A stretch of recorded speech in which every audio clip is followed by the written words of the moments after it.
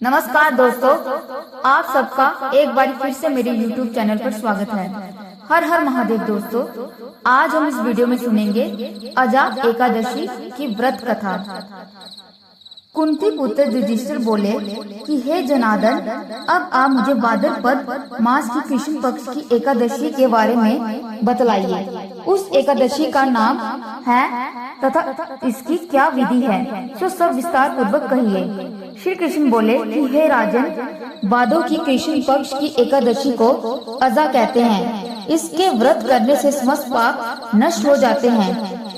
जो मनुष्य इस दिन भगवान की भक्ति पूर्वक पूजा करते हैं तथा व्रत करते हैं, उनके समस्त पाप नष्ट हो जाते हैं। इस लोक और परलोक में सहायता करने वाली इस एकादशी व्रत के समान विश्व में दूसरी एकादशी नहीं है। इस एकादशी की कथा इस प्रकार है। प्राचीन काल में एक चक्रवर्ती राजा राज्य करता था। उसका नाम हरिश्चंद्र था। वे अत्यंत वीर, प्रतापी तथा सत्यवादी था। उसने अपनी स्त्री तथा पुत्र को बेच डाला।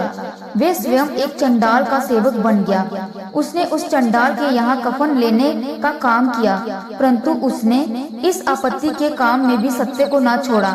जब इस प्रकार रहते हुए उसको बहुत वर्ष व्यतीत हो गए, तो उसे अपने इस नीच कर्म पर बड़ा दुख हुआ और वे इससे मुक्त होने का उपाय खोजने लगा। वे उस जगह सदैव इसी चिंता में लगा रहता था कि मैं क्या करूं। एक समय जबकि वे चिंता कर रहा था, गौतम ऋषि आए। राजा इन्हें देखकर प्रणाम किया और अपनी दुख की कथा सुनाने लगे। महर्षि ऋषि राजा के दुख से पुण्य वाक्यों को सुनकर अत्यंत दुखी हुए और राजा से बोले कि हे राजन, भादों के कृष्ण पक्ष की में एक एकादशी होती है। एकादशी का नाम है अजा। तुम उसी अजा नामक एकादशी का विधि पूर्वक व्रत करो तथा रात्रि को जागरण करो। इससे तुम्हारे समस्त पाप नष्ट हो जाएंगे। गौतम ऋषि राजा से इस प्रकार कहकर अंतर्ध्यान हो गए। अजा नाम की एकादशी आने पर राजा ने मुनि के कहे अनुसार विधि पूर्वक व्रत तथा रात्रि जागरण किया।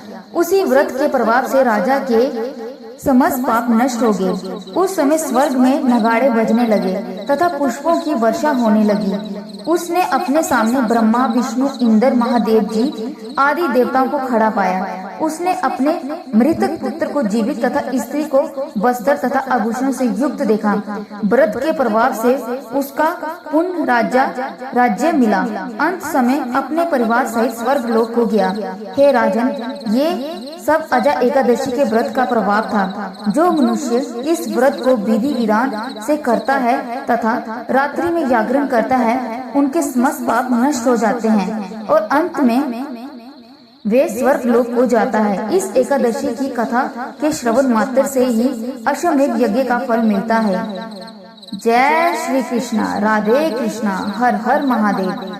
अगर आपको मेरा वीडियो अच्छा लगे तो वीडियो को लाइक कर दें, शेयर कर दें और चैनल को सब्सक्राइब कर दें। धन्यवाद।